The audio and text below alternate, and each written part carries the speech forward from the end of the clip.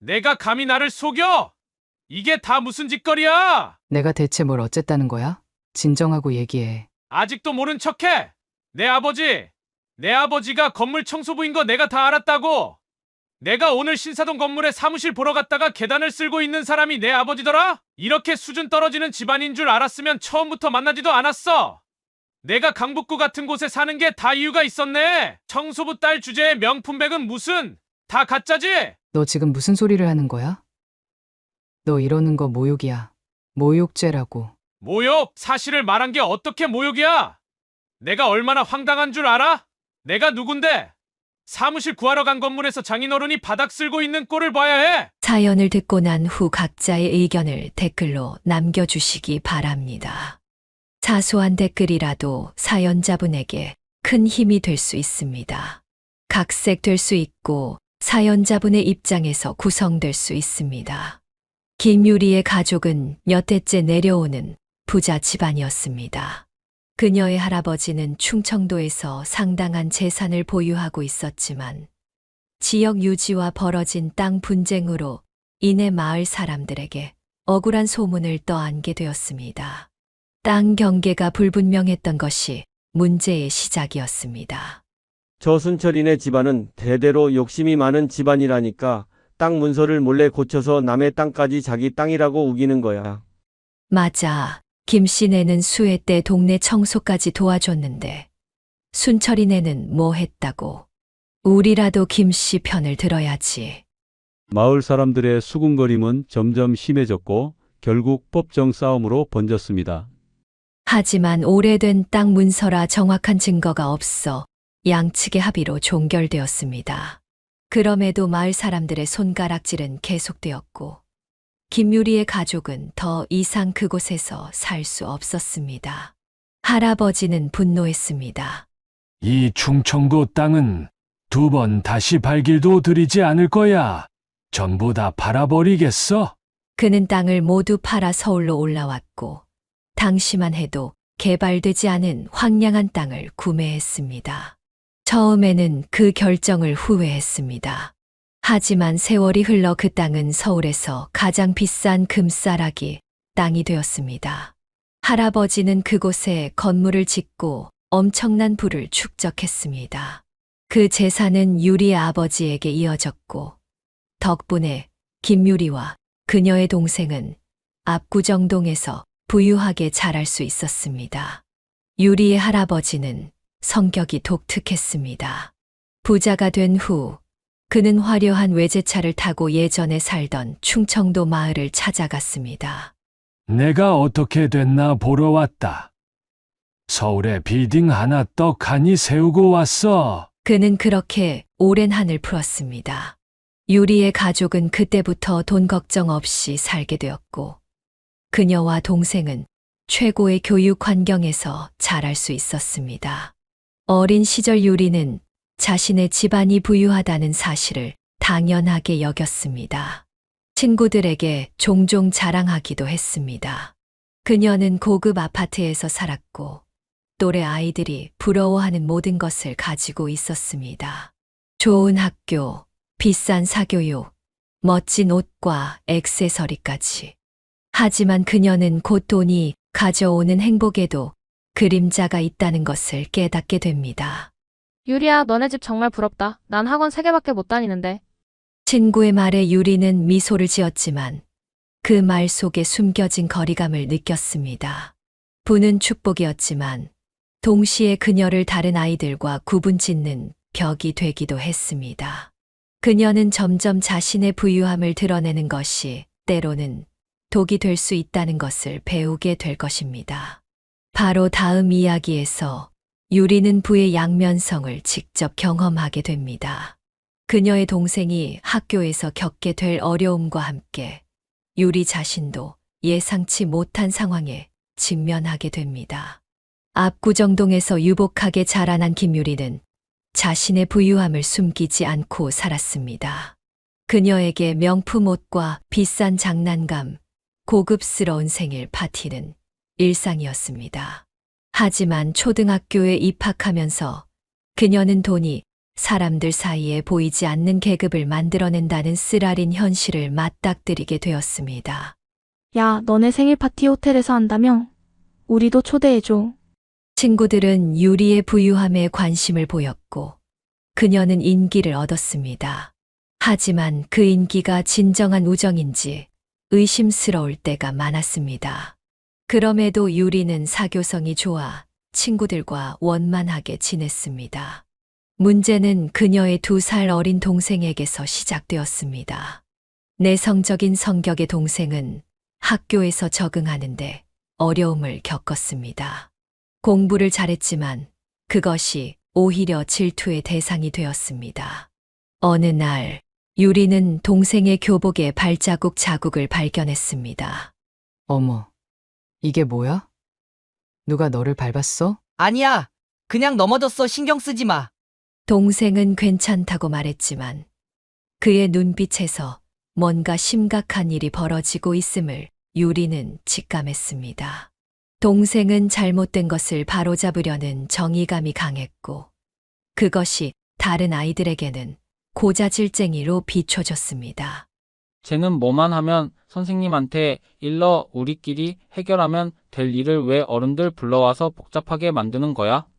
그부들은 이렇게 수군거리며 동생을 점점 고립시켰습니다. 그의 책가방에서 물건이 사라지기 시작했고 점심시간에는 혼자 밥을 먹어야 했습니다. 상황이 심각해지자 유리는 더 이상 참을 수 없었습니다. 동생이 학교에서 큰 문제가 있어요.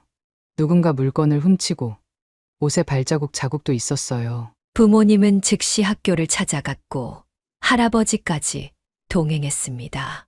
할아버지는 학교 교장실에서 목소리를 높였습니다.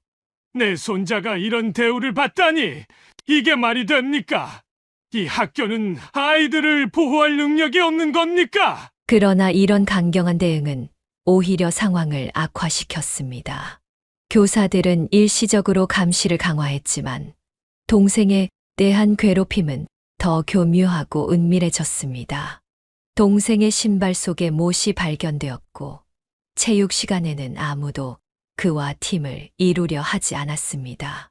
결국 동생은 등교를 거부했습니다. 학교에 안 갈래. 가기 싫어. 매일 아침 동생은 배가 아프다며 학교 가기를 거부했습니다. 의사는 신체적인 문제가 없다고 진단했고 심리적 스트레스가 원인이라고 설명했습니다. 부모님은 심각한 고민 끝에 가족 전체가 이사를 결정했습니다. 정말 이사 가야 해? 내 친구들은 어떡해? 유리는 눈물을 흘리며 물었습니다. 동생이 지금 너무 힘들어하잖아. 가족은 서로 도와야지. 새로운 학교에서 새 친구들을 사귀면 돼. 어머니는 그녀를 위로했지만 10대 소녀에게 모든 친구 관계를 뒤로하고 떠나는 것은 쉬운 일이 아니었습니다. 이사를 준비하는 과정에서 유리는 또 다른 충격을 받았습니다. 그녀의 친한 친구 중 한 명이 문자를 보냈습니다. 진짜 너네 집 망했다며? 그래서 강북구로 이사 간다는 거야? 유리는 황당했습니다. 그녀의 가족은 여전히 부유했고 단지 동생의 학교 문제 때문에 이사를 결정한 것이었습니다. 하지만 소문은 이미 퍼져 있었습니다. 아니야. 우리 집은 여전히 잘 살아. 그냥 동생 학교 문제 때문에. 그러나 아무도 그녀의 해명에 귀 기울이지 않았습니다. 마지막 날 유리의 송별회에 온 친구는 단 2명뿐이었습니다. 나머지는 이미 그녀를 몰락한 부잣집 딸로 낙인 찍고 멀리하기 시작했습니다. 새 출발은 쉽지 않았습니다. 동생은 새 학교에 적응하며 조금씩 밝아졌지만 유리는 사춘기의 반항심으로 가득 찼습니다. 이 동네 진짜 별로야. 학원도 변변찮고 친구들도 너무 촌스러워. 그녀는 새 학교에서 자신을 소개할 때마다 원래 압구정동에 살았어 라고 덧붙였습니다. 그것은 그녀가 여전히 다른 계급임을 강조하는 방식이었지만 오히려 새 친구들과 거리를 만들었습니다. 부모님은 그녀의 적응을 돕기 위해 노력했습니다. 유리야, 주변 환경은 중요하지 않아. 내가 어디서 살든 넌 똑같은 사람이야. 진짜 중요한 건 내 마음가짐이야. 하지만 10대 소녀에게 이런 말은 그저 어른들의 교훈처럼 들릴 뿐이었습니다. 유리는 여전히 압구정동의 친구들에게 연락을 시도했지만 대부분 그녀를 피했습니다. 결국 모든 관계가 끊어지며 그녀는 큰 상처를 받았습니다.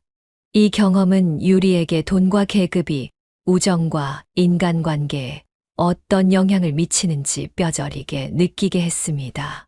그녀는 부의 양면성을 직접 체험했고 이것은 앞으로 그녀의 삶에 큰 영향을 미치게 될 것입니다. 대학에 입학한 그녀는 고등학교 때의 상처를 뒤로하고 대학 생활에서는 인정받는 사람이 되고 싶었습니다. 첫 오리엔테이션에서 그녀는 자연스럽게 자신의 과거를 꺼내기 시작했습니다. 사실 나 원래 압구정동에 살았었어. 거기서 초중학교 다 나왔어. 그녀의 말에 동기들은 관심을 보였습니다. 강남에서 온 학생은 어딘지 모르게 달라 보였기 때문이었습니다. 진짜. 우와. 압구정이면 완전 부자네. 거기 집값 장난 아닌데. 그럼 사립국제학교 같은 데 다녔겠네. 영어 잘하겠다. 유리는 이런 반응이 기분 좋았습니다. 강북구에서 느꼈던 소외감을 대학에서는 느끼고 싶지 않았기 때문이었습니다. 그녀는 과거 압구정동에서의 생활을 종종 이야기하며 동기들 사이에서 자신의 위치를 세워나갔습니다. 우리 집 앞에 유명한 카페 있었는데 연예인들 자주 왔어. 한 번은 내가 아이돌이랑 엘리베이터를 같이 탄 적도 있어. 그러나 이런 태도가 모두에게 호감을 샀던 것은 아니었습니다. 몇몇 동기들은 유리가 지나치게 과거 이야기만 한다고 느꼈습니다. 특히 정은아라는 동기는 유리의 말을 의심스럽게 생각했습니다. 어느 날 정은아는 대학 선배 중 유리와 같은 고등학교를 나온 사람이 있다는 것을 알게 되었습니다. 그녀는 그 선배에게 유리에 대해 물었습니다. 김유리? 아, 원래 압구정에 살긴 했던 것 같은데 고등학교 때는 강북구에 살았어. 집이 갑자기 망했다는 것 같던데. 이 정보를 얻은 정은아는 다른 동기들에게 이 이야기를 전하기 시작했습니다. 소문은 순식간에 퍼졌고 왜곡되기 시작했습니다. 있잖아. 유리 알지? 걔네 집 진짜 망했대. 근데도 자기 압구정 살 때 얘기만 하면서 허세 부린대. 그래, 나도 이상하다고 생각했어. 압구정에 살았다면서 현재 생활은 전혀 그렇지 않잖아. 유리는 이런 이야기를 모르는 척했지만 점점 동기들의 태도가 달라지는 것을 느꼈습니다. 한 번은 그녀가 들고 다니는 브랜드 가방에 대한 이야기가 나왔습니다. 저 가방 진짜일까? 난 짝퉁 같은데. 그럼 집도 망했는데 어떻게 진짜 명품을 들고 다니겠어? 분명히 가짜야. 소문은 점점 더 악랄해졌습니다. 유리가 듣게 된 가장 충격적인 소문은 그녀가 명품을 구입하기 위해 불법적인 일을 한다는 것이었습니다. 걔 알바한다는데. 근데 뭔가 이상한 알바인 것 같대. 밤에만 일한대. 에이, 설마 그런 짓까지 하겠어? 이런 말도 안 되는 소문이 퍼지자 유리는 극심한 스트레스에 시달렸습니다. 그러나 그녀의 외모가 그렇게 뛰어나지 않다는 점이 오히려 이런 최악의 소문을 잠재웠습니다. 걔가 그런 일 한다고? 말이 안 되지. 그런 일 하려면 최소한 외모가 출중해요. 이런 말이 들리면 유리는 모욕감과 동시에 이상한 안도감을 느꼈습니다. 자신의 외모를 비하하는 말이지만 최소한 가장 나쁜 소문은 잦아드는 효과가 있었기 때문이었습니다. 교실에서 나오는 길에 정은아가 직접 유리에게 물었습니다. 너 진짜 압구정에 살았었어. 근데 왜 강북구로 이사 갔어? 보통 압구정에 사는 사람들은 그 동네 벗어나기 싫어하던데. 유리는 당황했습니다. 갑자기 그건 왜 물어보는 거야? 무슨 문제라도 있어? 아니, 그냥 궁금해서. 사실 내가 집이 망해서 이사 갔다는 얘기를 들었거든. 뭐, 어디서 그런 말을 들은 거야? 우리 집은 망하지 않았어. 그냥 동생 학교 문제 때문에 이사한 거라고. 하지만 이미 퍼진 소문은 유리의 해명으로 막을 수 없었습니다. 동기들은 그녀의 말을 믿지 않았고 오히려 더 의심했습니다. 그래서 너 들고 다니는 명품 가방은 다 진짜야? 가짜면 인정해. 우리가 뭐라고 하겠어. 당연히 진짜지. 내가 왜 가짜 가방을 들고 다녀야 해. 유리는 분노했지만 동시에 눈물이 났습니다. 사실 그녀의 가방은 모두 진품이었습니다. 할아버지가 주신 용돈으로 구입한 것들이었죠. 하지만 그녀가 아무리 해명해도 동기들은 믿지 않았습니다. 기숙사 방에 돌아온 유리는 베개에 얼굴을 파묻고 울었습니다. 누구에게도 보이고 싶지 않은 눈물이었습니다. 그녀는 자신이 왜 이렇게 허세를 부렸는지 후회했습니다. 과거를 자랑하지 않고 현재의 자신으로 인정받았다면 이런 일은 없었을 텐데 말입니다. 다음 날 아침 유리는 거울을 보며 결심했습니다. 더 이상 과거 이야기는 하지 않을 거야. 내가 누구인지 보여주는 건 내 입이 아니라 내 행동이야. 이 경험은 유리에게 큰 상처였지만 동시에 중요한 교훈이 되었습니다. 그녀는 겉으로는 아무렇지 않은 척 강한 모습을 보였지만 밤마다 눈물을 삼켰습니다. 그리고 이 상처는 그녀가 앞으로 어떻게 살아갈지에 대한 방향을 결정짓는 중요한 전환점이 되었습니다. 소문과 비난으로 상처받은 김유리는 침대에 누워 천장을 바라보며 오랜 시간 생각에 잠겼습니다. 그녀의 마음속에서는 분노와 결심이 서서히 자라나고 있었습니다. 결국 그녀는 벌떡 일어나 책상 앞에 앉았습니다. 유리는 자신을 무시하는 동기들에게 확실한 한 방을 날리기로 마음먹었습니다. 바로 공부로 모두를 압도하는 것이었습니다. 그동안 그저 평범한 성적을 유지해왔던 그녀였지만 이제는 달라질 차례였습니다. 공부로 걔네들 입을 완전히 닫아버릴 거야. 학점으로 보여주겠어. 다음 날부터 유리는 도서관에서 가장 먼저 자리를 잡고 가장 늦게 나오는 학생이 되었습니다. 시험 기간이 아닌데도 그녀는 강의 노트를 꼼꼼히 정리하고 참고 문헌을 찾아 읽었습니다. 동기들은 그녀의 갑작스러운 변화에 의아해했습니다. 야, 김유리 요즘 왜 저래? 갑자기 도서관에서 살더니. 몰라, 뭔가 정신 차린 것 같기도 하고. 근데 좀 무섭다. 공부할 때 눈빛이 살기 가득해. 유리의 변화는 기숙사 룸메이트도 놀라게 했습니다. 유리야, 괜찮아? 요즘 너무 무리하는 거 아니야? 매일 새벽까지 공부하는 거 보면 건강이 걱정돼. 괜찮아. 난 그냥 내 목표를 위해 노력하는 거야. 걱정해줘서 고마워. 겉으로는 담담하게 말했지만 유리의 눈에는 강한 의지가 불타오르고 있었습니다. 그녀의 집념은 곧 결실을 맺기 시작했습니다. 첫 학기 성적이 나왔을 때 유리의 이름은 학과 상위권에 올라 있었습니다. 주말에 집에 돌아온 유리를 보고 가족들은 놀랐습니다. 그녀의 얼굴은 피곤해 보였지만 자신감으로 빛나고 있었습니다. 어머나, 우리 딸 얼굴이 좀 많이 야위었네. 학교에서 제대로 밥은 먹고 다니는 거니? 어머니는 걱정스러운 목소리로 물었습니다. 엄마, 난 괜찮아요. 그냥 좀 열심히 공부했을 뿐이에요. 성적표도 나왔는데 한번 보실래요? 유리는 자랑스럽게 성적표를 내밀었습니다. 부모님은 놀라움을 감추지 못했습니다. 이게 우리 딸 성적이라고? 전공 과목 전부 A? 대단하구나. 아버지는 기쁨에 찬 목소리로 말했습니다. 그러나 가장 놀란 사람은 할아버지였습니다. 평소 무뚝뚝하던 할아버지의 얼굴에 미소가 번졌습니다. 이것 봐라. 우리 손녀가 드디어 정신을 차렸구만. 역시 내 피를 물려받았어. 할아버지는 기쁨을 감추지 못하고 유리의 머리를 쓰다듬었습니다. 평소 대학 시절을 놀며 보낼 줄 알았던 손녀가 이렇게 열심히 공부하는 모습을 보니 자랑스러웠던 것입니다. 할아버지, 이제부터 더 열심히 할 거예요. 교수님 추천서도 받아서 졸업할 때는 좋은 회사에 취직할 거예요. 그래, 우리 손녀라면 충분히 할 수 있지. 하지만 건강도 챙기면서 해라. 내가 쓰러지면 그게 더 큰일이니. 유리는 할아버지의 말씀에 고개를 끄덕였습니다. 그러나 내심 그녀는 할아버지의 재산에 의존하지 않겠다는 결심을 굳게 했습니다.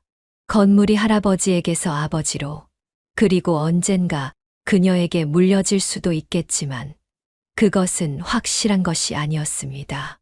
서류 한 장이면 모든 것이 바뀔 수 있어. 내 인생은 내가 책임져야 해. 그녀는 자신의 밥그릇은 스스로 챙겨야 한다는 신념으로 더욱 공부에 매진했습니다. 학기가 지날수록 유리의 성적은 상승했고 교수들도 그녀의 열정과 능력을 인정하기 시작했습니다. 누구보다 열심히 수업에 참여하고 질문하고 과제를 완벽하게 해내는 유리를 모르는 교수는 없었습니다. 졸업을 앞두고 유리는 자신이 원하던 회사의 인턴십 기회를 얻었습니다. 그것은 작지만 혁신적인 벤처기업이었습니다. 연봉이 높지는 않았지만 미래가 밝은 회사였습니다. 인턴십을 마친 유리는 정직원 제안을 받았고 다른 취업 제안들을 제쳐두고 그 벤처기업을 선택했습니다. 그녀가 인턴십 동안 보여준 능력과 열정이 회사 경영진에게 깊은 인상을 남겼기 때문이었습니다. 취업 소식을 들은 할아버지는 조금 실망한 기색이었습니다. 뭐, 그런 작은 회사에 들어간다고? 왜 하필 이름도 그런 생소한 중소기업에 가야 하는 거니? 할아버지, 이 회사는 규모는 작지만 성장 가능성이 무궁무진해요. 제가 직접 살펴본 결과예요. 저는 이 회사에서 많은 것을 배우고 성장할 수 있을 거라 확신해요. 할아버지는 고개를 저었지만 더 이상 말리지는 않았습니다. 유리의 눈빛에서 결심이 보였기 때문입니다. 유리는 첫 월급을 받던 날, 그 기쁨을 평생 잊지 못할 것 같았습니다. 비록 금액은 크지 않았지만 온전히 자신의 노력으로 번 돈이라는 사실이 그녀에게 큰 자부심을 주었습니다. 이제 시작이야. 내 발로 서서 내 길을 가는 거야. 그녀는 그동안의 여정을 돌아보며 미소를 지었습니다. 소문과 비난에 상처받았던 자신이 이제는 당당히 사회에 첫 발을 내딛게 되었습니다.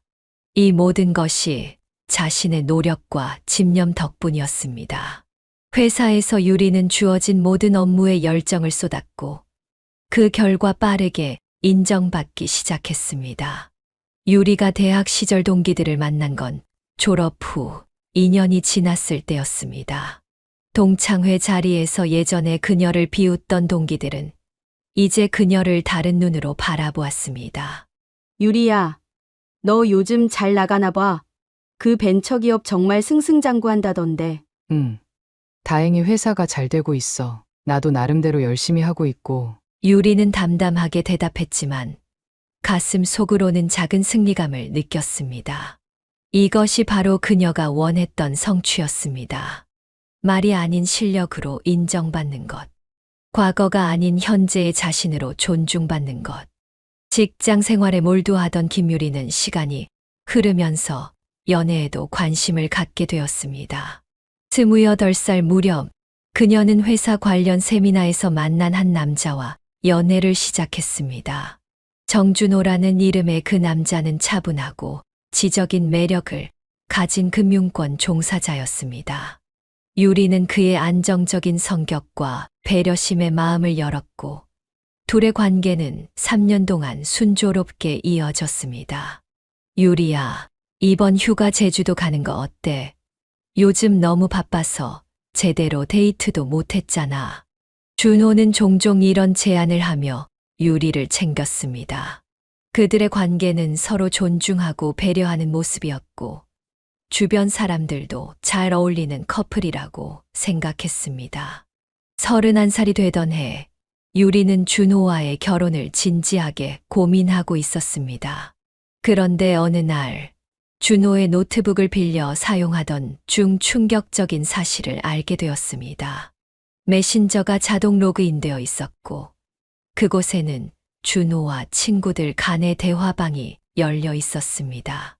근데 진짜 유리네 집 신사동에 건물 있다며? 대박이네. 근데 걔가 좀 인색한 것 같아. 내가 벌써 3년이나 만났는데. 해외여행 한번 제대로 보내준 적이 없어. 내가 제안해도 항상 자기 돈은 자기가 낸다고. 그래도 장기 투자 가치는 있잖아. 결혼하면 그 건물 내 거 되는 거 아니야? 그렇긴 한데 솔직히 유리는 내 스타일은 아니거든. 결혼해서 돈 걱정은 없을 것 같은데 나중에 내가 바람 피우지 않을 자신이 없어. 화면을 읽는 유리의 손이 떨렸습니다. 잠시 눈을 감고 심호흡을 했지만 충격은 가시지 않았습니다. 자신이 사랑한다고 믿었던 사람이 그저 돈을 보고 자신을 만났다니. 3년이라는 시간이 모두 거짓이었던 것입니다. 다음 날 유리는 준호를 만나 대화방의 내용에 대해 물었습니다. 난 그냥 장난으로 한 말이야. 친구들이랑 농담하는 거였어. 그걸 왜 그렇게 심각하게 받아들이는 거야? 준호는 당황하며 변명했지만 유리의 마음은 이미 돌이킬 수 없이 무너져 내렸습니다. 장난. 3년을 만나면서 내가 그저 돈덩어리로만 보였어. 내가 원했던 건 내가 아니라 우리 집 재산이었던 거야? 유리의 목소리가 떨렸습니다. 눈물을 참으며 그녀는 단호하게 말했습니다. 우리 이제 만나지 말자. 끝이야. 준호는 그녀를 붙잡으려 했지만 유리는 뒤돌아보지 않고 떠났습니다. 그날 밤 그녀는 오랫동안 울었습니다. 자신의 판단력을 의심하게 되었고 누구도 믿을 수 없다는 생각이 들었습니다. 이별 후 유리는 자신의 일상으로 돌아가려 했지만 쉽지 않았습니다. 밥도 제대로 먹지 못했고 잠도 설쳤습니다.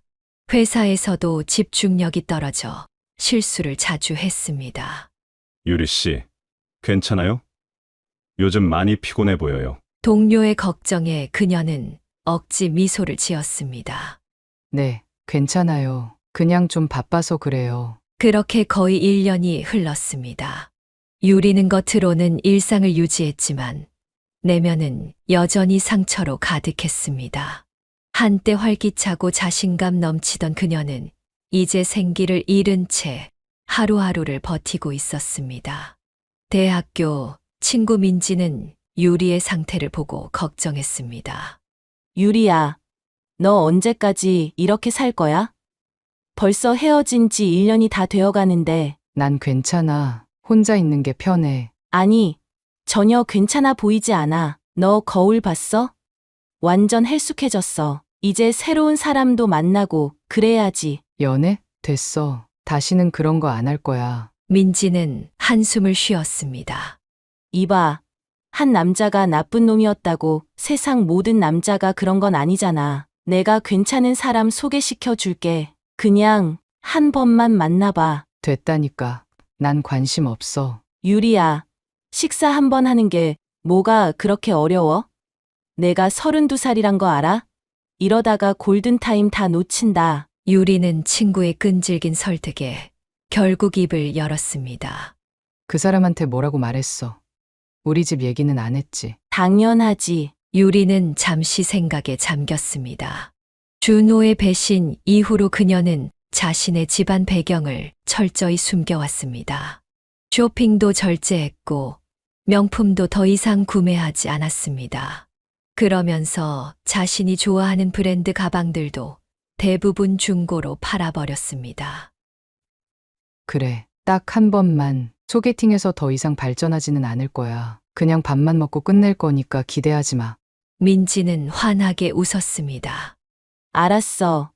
이번 주말에 만날 수 있대. 내가 다 준비할게. 유리는 여전히 마음이 내키지 않았지만 친구를 실망시키고 싶지 않았습니다. 그렇게 그녀는 1년 만에 새로운 만남을 앞두게 되었습니다. 소개팅 전날 밤, 유리는 옷장 앞에서 오랫동안 고민했습니다. 무엇을 입어야 할지, 어떤 가방을 들어야 할지. 결국 그녀는 가장 평범한 옷과 가장 저렴한 가방을 선택했습니다. 이번에는 정말 나 자신으로만 만날 거야. 겉모습이나 배경이 아니라 진짜 나를 보고 좋아해 줄 사람이 있다면 그때 생각해 보자. 그녀는 거울 속 자신의 모습을 바라보며 작은 희망을 품었습니다. 이별의 상처를 딛고 새로운 시작을 할 수 있을까? 그녀의 마음은 여전히 두려움으로 가득했지만 한 걸음 내디딜 용기를 찾고 있었습니다. 소개팅 당일 김유리는 긴장된 마음으로 약속 장소에 도착했습니다. 카페 입구에서 민지가 알려준 특징의 남자를 찾아 둘러보는데 창가에 앉아있던 한 남자가 그녀를 향해 손을 흔들었습니다. 그가 바로 오늘의 소개팅 상대 박지훈이었습니다. 김유리 씨죠? 반갑습니다. 저는 박지훈이라고 합니다. 지훈은 자리에서 일어나 정중하게 인사했습니다. 유리는 그의 첫인상에 적잖이 놀랐습니다. 훤칠한 키에 깔끔한 옷차림, 그리고 자신감 있는 미소가 인상적이었습니다. 네, 안녕하세요. 기다리셨죠? 아니요. 방금 왔어요. 자리에 앉으시죠. 자리에 앉아 대화를 나누면서 유리는 지훈에 대해 조금씩 알아갔습니다. 그는 마케팅 회사를 운영하면서 최근에는 암호화폐 투자로 상당한 수익을 올렸다고 했습니다. 요즘은 주로 무슨 일을 하세요? 유리가 물었습니다. 제 본업은 온라인 마케팅 분야예요. 작은 회사를 운영하고 있죠. 그런데 2년 전에 암호화폐에 투자했는데 운이 좋게도 꽤 성공했어요. 그래서 지금은 두 가지를 병행하고 있습니다. 와, 대단하네요. 암호화폐는 위험하다고 들었는데 용기가 있으신 것 같아요.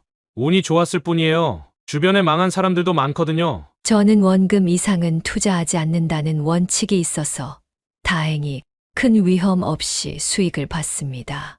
대화가 이어지면서 지훈은 자신이 삼성동에 살고 있다는 것과 미국에서 MBA를 마쳤다는 이야기도 했습니다.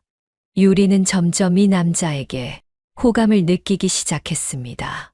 단순히 외모나 조건 때문만은 아니었습니다. 그의 이야기 방식이 진솔하고 겸손해 보였기 때문이었습니다. 첫 만남 이후 둘은 자연스럽게 두 번째, 세 번째 데이트를 이어갔습니다. 영화도 보고 함께 식사도 하고 한강공원을 산책하기도 했습니다. 지훈은 데이트 비용을 계산할 때마다 유리에게 물었습니다.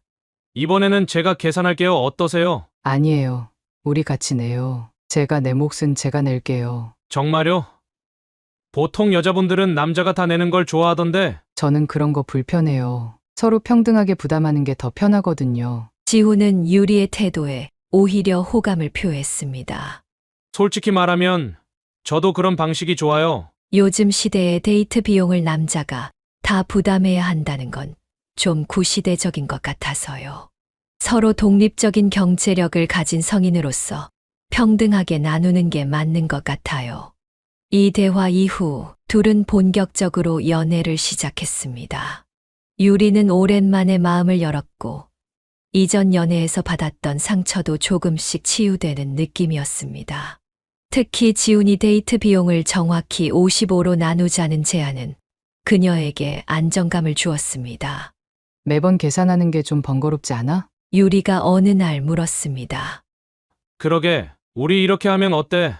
데이트 비용 전용 통장을 하나 만들어서 매달 일정 금액을 각자 넣어두는 거야. 그리고 데이트할 때 그 통장으로 결제하는 거지. 좋은 생각이네. 그럼 미리리 계산할 필요도 없고 훨씬 깔끔하겠다. 그렇게 둘은 데이트 통장을 만들었고 매달 같은 금액을 입금하여 사용했습니다. 유리는 이 시스템이 마음에 들었습니다. 돈 문제로 다툴 일도 없고 서로 부담스럽지 않은 관계를 유지할 수 있었기 때문이었습니다. 그러나 민지를 비롯한 유리의 친구들은 이 방식을 좀 이상하게 생각했습니다. 데이트 통장이라고? 이건 뭐 사업 동업자도 아니고 좀 딱딱하지 않아? 민지는 카페에서 유리를 만났을 때 의아해했습니다. 나는 오히려 편해. 누가 얼마나 냈는지 따질 필요도 없고 모든 게 투명하잖아. 그래도 연애인데 좀 더 자연스러워야 하지 않을까? 그리고 그 통장은 누구 이름으로 만든 거야? 남자친구 이름으로 했어. 왜? 그럼 결국 그 사람이 연말 정산 때 모든 혜택을 받는 거 아니야? 카드 사용액이 다 그 사람 이름으로 되어 있을 텐데. 유리는 그 생각을 미처 못했다는 듯 잠시 눈을 크게 떴습니다. 하지만 곧 어깨를 으쓱했습니다.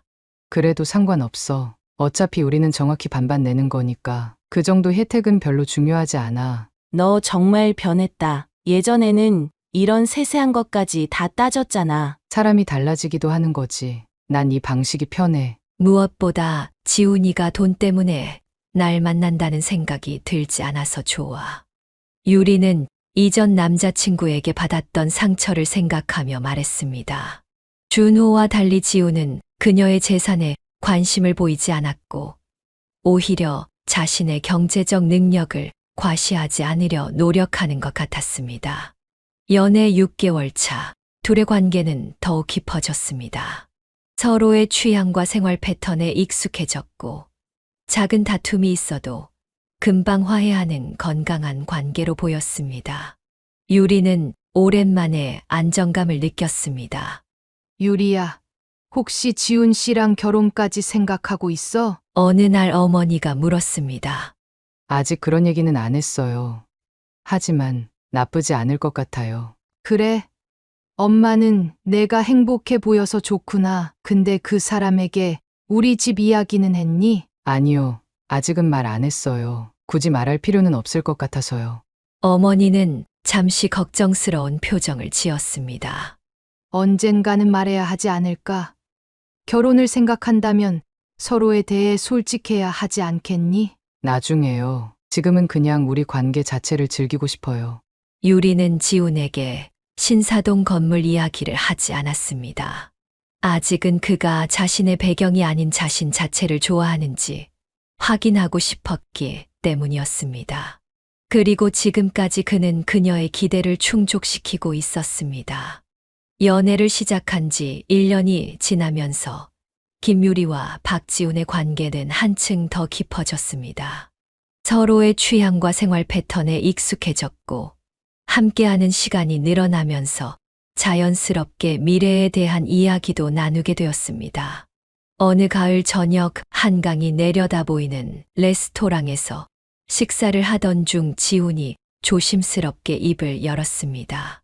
유리야, 우리 만난 지도 벌써 1년이 넘었네. 앞으로 우리 어떻게 될지 한번 생각해 본 적 있어? 유리는 와인잔을 손가락으로 돌리며 잠시 생각에 잠겼습니다.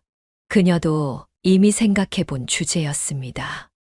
생각해 본 적 있어. 우리 나이도 있고, 이제 진지하게 미래를 고민할 때가 된 것 같기도 하고. 지훈의 눈이 반짝였습니다. 그래, 나도 그렇게 생각해. 솔직히 말하면 난 너랑 결혼하고 싶어. 어떻게 생각해? 갑작스러운 고백에 유리는 살짝 당황했지만 마음 한구석에서는 기대하고 있던 말이기도 했습니다. 나도 너랑 함께하는 미래를 생각해봤어. 하지만 결혼은 정말 큰 결정이잖아. 서두르지 말고 천천히 알아가면서 결정하는 게 어떨까? 물론이지. 나도 너무 서두르고 싶진 않아. 그냥 우리 둘 다 같은 방향을 바라보고 있다는 걸 확인하고 싶었을 뿐이야. 대화는 자연스럽게 결혼 후의 생활로 이어졌습니다. 어디에 살지, 아이는 몇 명을 가질지, 각자의 커리어는 어떻게 할지 등 다양한 주제를 나누었습니다. 며칠 후 지훈의 아파트에서 영화를 보던 중 그는 갑자기 현실적인 문제를 꺼냈습니다. 그런데 결혼하려면 신혼집도 마련해야 하고 결혼식 비용도 들고 우리 둘이 어떻게 준비하면 좋을까? 유리는 차분하게 대답했습니다. 우리 둘 다 어느 정도 모아둔 돈이 있으니까 반반 부담하면 될 것 같아. 신혼집은 적당한 아파트로 시작하고 나중에 여유가 생기면 더 좋은 곳으로 옮기는 건 어때? 지훈은 조금 망설이다가 말을 이었습니다. 사실 내가 요즘 암호화폐 시장이 좀 불안정해서 투자금 일부를 빼놓은 상태야. 그래도 괜찮은 액수는 있어서 결혼 자금으로 쓸 수 있을 거야. 그럼 다행이네. 나도 꾸준히 모아온 돈이 있으니까 걱정 마. 침묵이 흐르다가 지훈이 갑자기 예상치 못한 질문을 던졌습니다.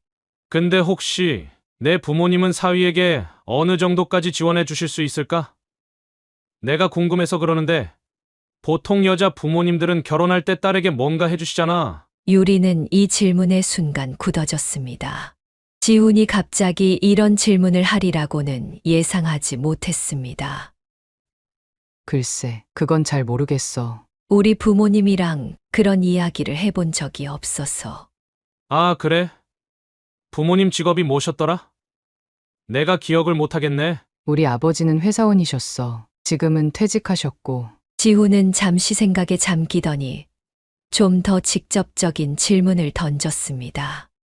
혹시 사위에게 외제차 한 대 정도는 선물해 주실 수 있는 형편이신지 궁금해서. 요즘 결혼하면 장인어른이 사위에게 차 한 대 선물하는 경우도 많다던데. 유리는 숨이 막혔습니다. 이 질문은 단순한 호기심이 아니라고 느꼈습니다. 신사동에 건물이 있는 부유한 집안이었지만 유리는 그동안 이 사실을 지훈에게 말하지 않았습니다. 그리고 지금 그가 묻는 것은 유리에게 불편함을 주었습니다. 외제차. 갑자기 그런 질문을 하는 이유가 뭐야? 아니, 그냥 궁금해서. 내가 코인으로 돈을 좀 벌긴 했지만 아직 외제차를 살 만큼은 아니라서. 결혼하면 멋진 차로 신혼여행도 가고 그러면 좋을 것 같아서. 유리는 지훈의 말에 점점 불편함을 느꼈습니다. 그가 코인으로 번 돈이 언제 휘발될지 모르는 상황에서 예비 신랑에게 외제차를 사주라는 것이 이해되지 않았습니다. 지훈아, 결혼은 두 사람이 함께 미래를 만들어가는 거지. 서로에게 뭘 해줄 수 있는지 따지는 게 아니라고 생각해. 그리고 우리가 아직 정식으로 약혼한 것도 아니고. 유리의 표정이 굳어지는 것을 느낀 지훈은 급히 상황을 수습하려 했습니다. 아, 미안해. 내가 농담처럼 던진 건데 진지하게 들렸나 보네. 당연히 그런 걸 바라고 한 말은 아니야. 그냥 가볍게 한 얘기야. 그는 웃으며 말했지만 유리는 그의 웃음 뒤에 숨겨진 진심이 무엇인지 의심스러웠습니다. 이 대화 이후 그녀는 지훈에 대한 새로운 의구심을 느끼게 되었습니다.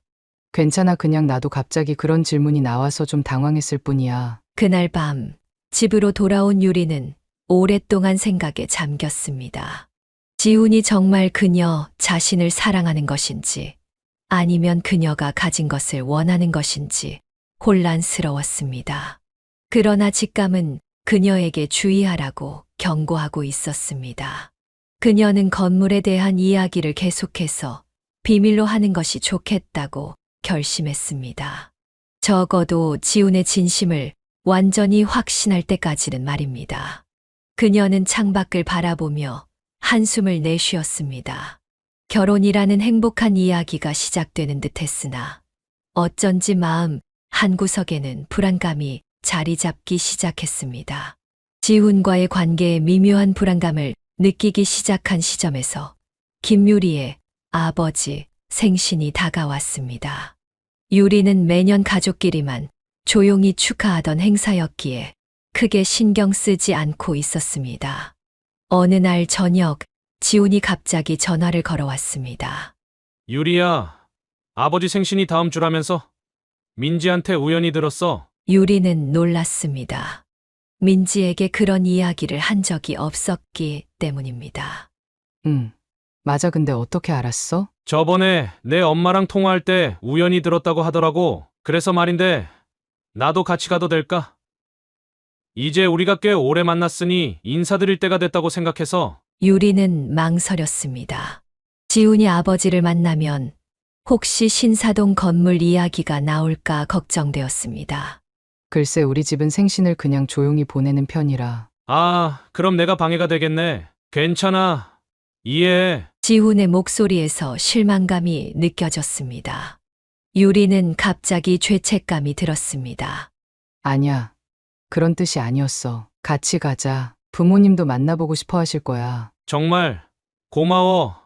내가 선물도 준비할게. 장인어른께 뭐가 좋을까? 유리는 지훈이 너무 열의를 보이는 것 같아 불안했지만 이미 말을 꺼낸 이상 거절할 수 없었습니다. 생신 당일 지훈은 정장을 차려입고 고급 양주를 들고 나타났습니다. 그는 유리의 부모님께 정중하게 인사를 드렸고 특히 아버지와는 금방 대화가 통했습니다. 아버님, 제가 요즘 암호화폐 시장에 관심이 많은데 혹시 추천해 주실 만한 종목이 있을까요? 나는 그런 신식 투자는 잘 모르네. 안정적인 부동산이나 주식이 더 믿음직하다고 생각하는 편이야. 역시 경험에서 우러나오는 지혜는 다르네요. 저도 좀 더 안정적인 투자를 고민해 봐야겠습니다. 다행히 식사 내내 건물 이야기는 나오지 않았습니다. 아버지는 자신의 과거 회사 생활에 대해 이야기했고, 지우는 열심히 경청하는 모습을 보였습니다. 유리는 안도의 한숨을 내쉬었습니다. 식사를 마치고 돌아오는 길에 지훈이 말했습니다. 장인어른 정말 멋있으시다. 경험도 많으시고 지혜로우신 것 같아. 그래? 다행이다. 아버지도 마음에 들어 하신 것 같아. 그런데 말이야. 다음 달이면 우리 어머니 생신이신데 유리도 같이 왔으면 해. 어머니도 한번 뵙고 싶어 하셔. 유리는 잠시 망설였지만 자신도 지훈의 가족을 만나볼 필요가 있다고 생각했습니다. 그래, 좋아. 나도 어머님 뵙고 싶어. 어떤 선물이 좋을까? 어머니는 명품 좋아하시는데 향수 같은 게 어떨까? 유리는 지훈의 조언을 따라 유명 브랜드의 향수를 구입했습니다. 비싼 가격이었지만 첫인상이 중요하다고 생각했습니다. 지훈의 어머니 생신날, 그들은 강남의 고급 레스토랑에 도착했습니다. 지훈의 가족들과 친척들이 모여 있었고 분위기는 생각보다 형식적이었습니다. 어머니, 이쪽이 제가 말씀드렸던 김유리입니다. 아, 네, 만나서 반갑습니다. 지훈의 어머니는 유리를 위아래로 훑어보았습니다. 그녀의 시선이 불편했지만 유리는 미소를 유지했습니다. 어머님, 생신 축하드립니다. 작은 선물이지만 받아주세요. 유리는 정성스럽게 포장한 향수를 건넸습니다. 지훈의 어머니는 선물을 열어보더니 표정이 변했습니다. 어머, 이런 걸 다 난 향수를 안 뿌리는데.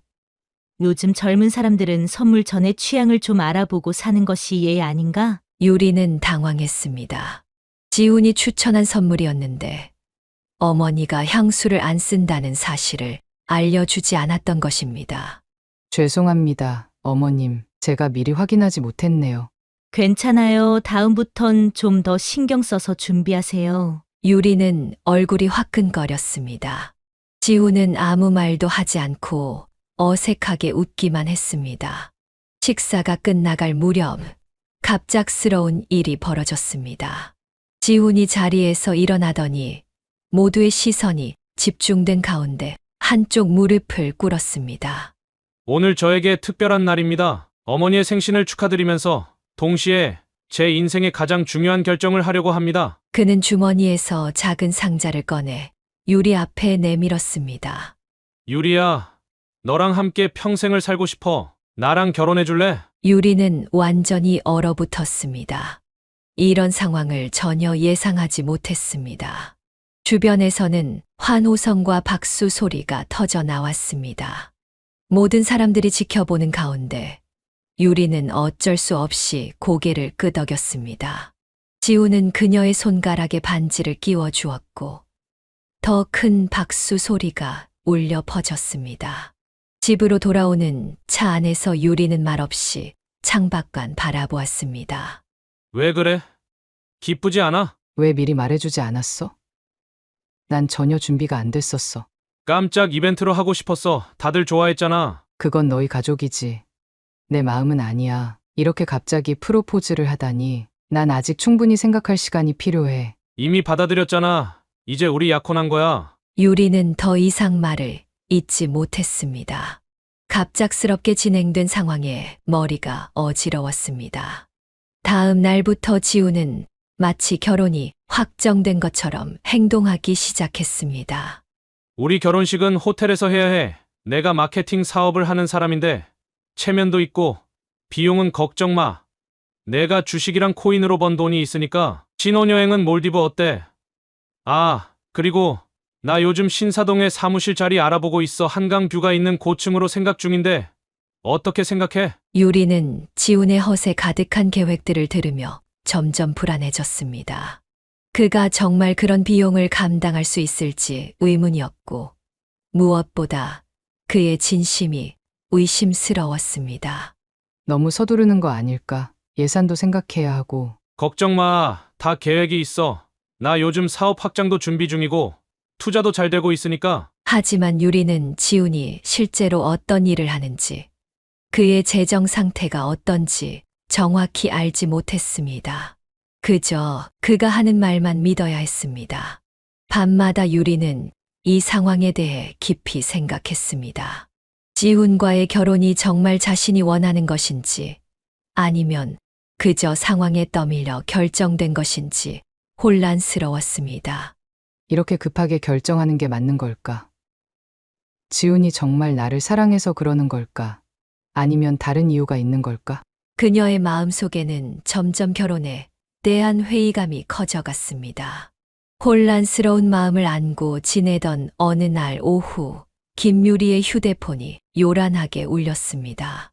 발신자 화면에 지훈의 이름이 떠 있었습니다. 여보세요? 유리야, 지금 어디야? 당장 얘기할 게 있어. 중요한 거야. 지훈의 목소리는 평소와 달리 분노로 떨리고 있었습니다. 유리는 등줄기에 식은땀이 흐르는 것을 느꼈습니다. 집이야. 무슨 일인데 그래? 그대로 있어. 내가 지금 갈게. 전화가 끊겼고 유리는 불안감에 휩싸였습니다. 지훈이 이렇게 격앙된 목소리로 말한 적은 처음이었습니다. 무슨 일이 벌어진 걸까? 20분 후 아파트 현관문이 거칠게 두드려졌습니다.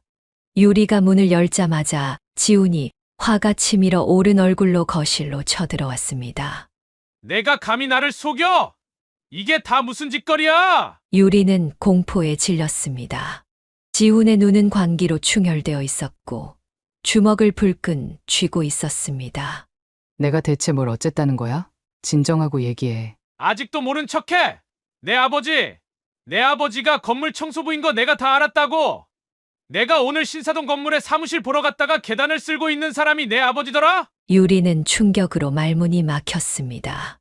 지훈은 계속해서 욕설을 퍼부었습니다. 이렇게 수준 떨어지는 집안인 줄 알았으면 처음부터 만나지도 않았어. 내가 강북구 같은 곳에 사는 게 다 이유가 있었네. 청소부 딸 주제에 명품백은 무슨, 다 가짜지? 유리의 뺨이 화끈거렸습니다. 그녀는 분노로 몸을 떨었습니다. 너 지금 무슨 소리를 하는 거야? 너 이러는 거 모욕이야. 모욕죄라고. 모욕? 사실을 말한 게 어떻게 모욕이야? 내가 얼마나 황당한 줄 알아? 내가 누군데? 사무실 구하러 간 건물에서 장인어른이 바닥 쓸고 있는 꼴을 봐야 해? 갑자기 방문이 열리고 유리의 아버지가 나타났습니다. 그는 지훈의 고함 소리를 듣고 나온 것이었습니다. 여기서 무슨 소란이야? 누구를 청소부라고 했나? 지훈은 잠시 당황했지만 곧 더욱 오만한 태도를 취했습니다. 아, 장인어른이라고 불러드려야 할지 청소 아저씨라고 불러드려야 할지 모르겠네요. 오늘 신사동에서 걸레질 하시는 거 봤습니다. 체면 좀 생각하시지. 사위될 사람 앞에서 그런 꼴을 보이시면 어떡합니까? 유리는 아버지가 격분할 것이라 예상했지만 뜻밖에도 아버지는 비웃음을 지었습니다. 자네가 본 게 맞군. 내가 오늘 건물을 점검하느라 청소 상태를 확인하고 있었지. 점검? 하하, 말도 안 되는 변명이네요. 직접 걸레 들고 닦으시던데요. 유리의 아버지는 서랍에서 서류 뭉치를 꺼내 지훈의 얼굴 앞에 던졌습니다. 이 멍청한 놈. 자네가 사무실 보려던 그 건물이 내 거야. 내가 청소부가 아니라 건물주라고? 이게 등기부등본이야. 내 이름 적혀있지? 지훈의 얼굴에서 핏기가 싹 가셨습니다. 그는 서류를 떨리는 손으로 들어 확인했습니다. 분명 유리 아버지의 이름으로 된 건물 소유권 증명서였습니다. 이게 어떻게 하니? 이럴 수가. 내 건물은 내가 직접 관리한다. 관리인들이 구석구석 제대로 청소하는지 확인하는 건 당연한 일이지. 자네 같은 허세꾼은 이해 못하겠지만. 지훈은 서류를 내려놓고 태도를 180도 바꿨습니다. 아, 오해였군요. 정말 죄송합니다. 제가 순간 너무 놀라서. 장인어른, 아니 회장님 용서해 주세요. 유리는 경멸스러운 눈빛으로 지훈을 쳐다보았습니다. 이제 와서 뭘 바꿔. 너의 진짜 모습을 봤어. 넌 사람을 돈과 지위로만 판단하는 쓰레기였어. 아니야, 유리야. 내가 잠시 실수한 거야. 우리 관계는 너무 소중해. 이런 작은 오해로. 작은 오해? 넌 우리 아버지를 청소 아저씨라고 불렀어. 그리고 왜 갑자기 회장님이라고 불러? 내 진심은 뭐야? 지훈은 무릎을 꿇고 유리의 손을 잡으려 했습니다. 미안해. 정말 미안해. 난 너를 사랑해. 그리고 사실 내가 요즘 사업이 안 좋아서 코인도 많이 떨어지고. 유리가 비웃으며 그의 손을 뿌리쳤습니다. 알고 있어. 내가 SNS에 가짜 뉴스 퍼뜨려서 클릭 수익 올리는 일 한다는 것도, 코인으로 망해서 빚더미에 앉았다는 것도. 지훈의 얼굴이 창백해졌습니다. 그의 모든 비밀이 드러난 것입니다. 어떻게 알았어? 다 조사했어. 내가 외제차 타고 다니는 것도 렌트카였지. 삼성동 아파트도 친구 거 빌린 거고, 사기꾼은 오히려 너라고. 지훈은 완전히 패닉에 빠졌습니다. 그는 갑자기 울부짖기 시작했습니다. 제발, 날 버리지 마. 내가 다 잘못했어. 난 그냥 내가 부자인 줄 모르고 나도 성공하고 싶었어. 이제 다 솔직하게 말할게. 제발 한 번만 용서해줘. 유리의 아버지가 차갑게 말했습니다. 우리 집 대문 밖으로 나가주시지. 다시는 내 딸 앞에 나타나지 마라. 안 그러면 경찰에 신고할 거니까. 그렇게 알고? 지훈은 마지막으로 애원하는 눈빛을 보냈지만 유리와 아버지의 단호한 태도 앞에서 더 이상 할 말이 없었습니다. 그는 자존심까지 내던지고 바닥을 기다시피 현관을 향해 기어갔습니다. 제발 기회를. 나 유리 없이 못 살아. 유리는 지훈의 애처로운 모습에도 냉정함을 유지했습니다. 문이 닫히자 그녀는 깊은 한숨을 내쉬었습니다. 아버지, 죄송해요. 이런 사람을 데려와서. 아버지는 딸의 어깨를 토닥였습니다. 괜찮다. 결혼 전에 그 사람의 본 모습을 알게 되어 다행이야. 이런 인간과 평생을 살았다고 생각해봐. 유리는 고개를 끄덕였습니다. 비록 마음은 아팠지만 지훈의 가면이 벗겨진 지금 그녀는 오히려 해방감을 느꼈습니다. 가짜 사랑보다는 차라리 혼자인 게 낫다고 생각했습니다. 지훈과의 파혼 이후 김유리는 그와 관련된 모든 것을 정리했습니다.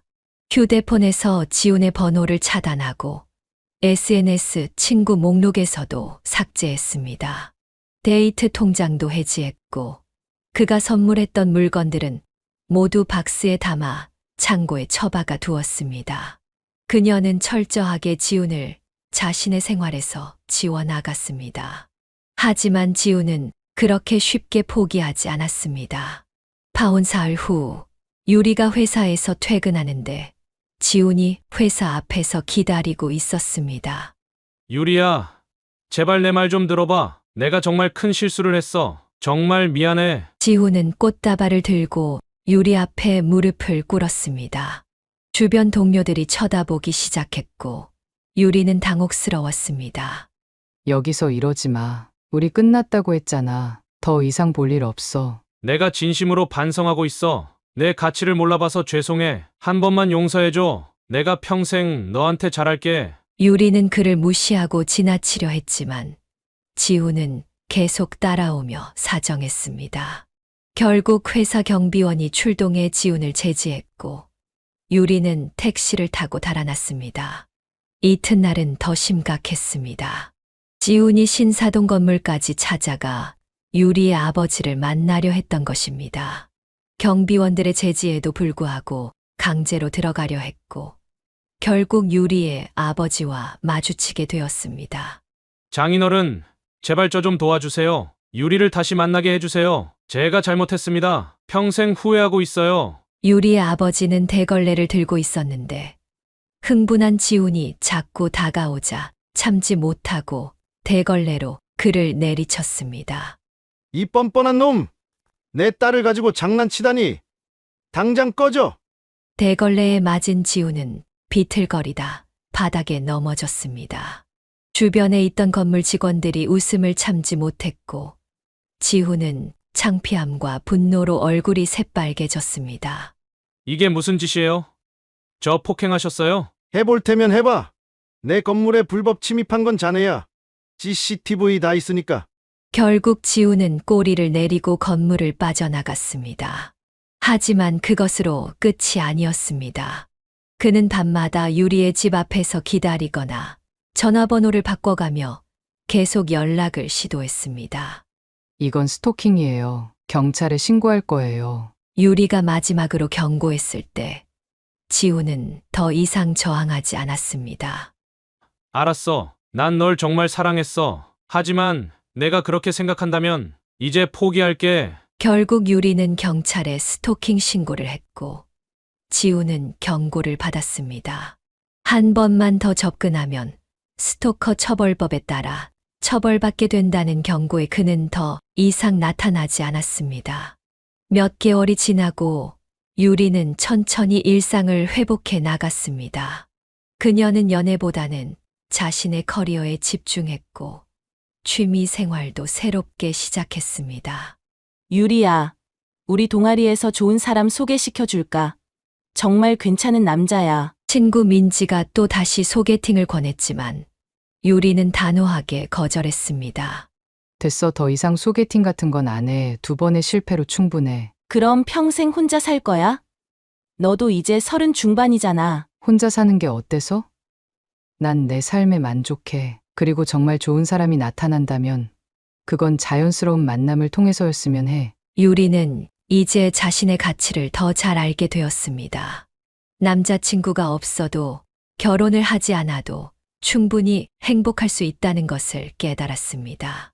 그녀의 자신감은 업무 성과로도 이어졌고 회사에서 승진까지 하게 되었습니다. 하지만 부모님은 여전히 딸의 결혼을 걱정했습니다. 유리야, 엄마가 너무 걱정돼. 이번 일 때문에 평생 결혼을 안 할 생각은 아니지? 어머니가 조심스럽게 물었습니다. 엄마, 걱정 마세요. 제가 적절한 때에 좋은 사람 만나면 그때 생각할게요. 억지로 찾아 나서진 않을 거예요. 알았다. 엄마는 내가 행복하면 그걸로 충분해. 하지만 좋은 사람이 나타나면 마음을 너무 닫지는 말 거라. 유리는 미소를 지었습니다. 부모님의 걱정을 이해했지만 그녀는 이제 자신의 판단을 더 신뢰했습니다. 사람을 보는 눈이 점점 좋아질 거예요. 2번의 실패가 저를 더 강하게 만들었으니까요. 시간이 흐르면서 유리는 과거의 상처를 완전히 치유했습니다. 그녀는 종종 도서관에서 책을 읽거나 카페에서 여유롭게 시간을 보냈습니다. 자신만의 시간을 즐기는 법을 배운 것입니다. 어느 가을날 유리는 단풍이 아름다운 공원을 산책하고 있었습니다. 벤치에 앉아 책을 읽고 있는데 옆자리에 한 남자가 앉았습니다. 실례지만 그 책 정말 좋은 책이죠.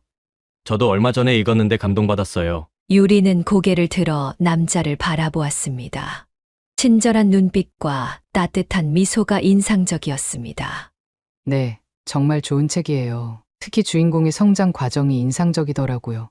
자연스러운 대화가 이어졌고 두 사람은 책에 대한 이야기로 시간 가는 줄 모르게 대화를 나눴습니다. 헤어질 때 그 남자는 조심스럽게 물었습니다. 혹시 다음에 또 만나서 이야기를 나눌 수 있을까요? 유리는 잠시 생각했습니다. 그리고 미소를 지었습니다. 그래요. 좋아요. 그녀는 이번에는 서두르지 않기로 했습니다. 천천히 자연스럽게 알아가면서 신중하게 판단할 것입니다. 그리고 무엇보다 상대방의 진정한 가치를 볼 줄 아는 눈을 가지게 되었습니다. 유리의 새로운 시작은 그렇게 조용히 그러나 희망차게 시작되었습니다. 사연을 듣고 댓글을 남겨주시기 바랍니다. 사소한 의견일지라도 사연자분에게는 큰 힘이 됩니다. 노골적인 악성 댓글은 사연자분에게 상처가 될 수 있으니 삼가주시기 바랍니다.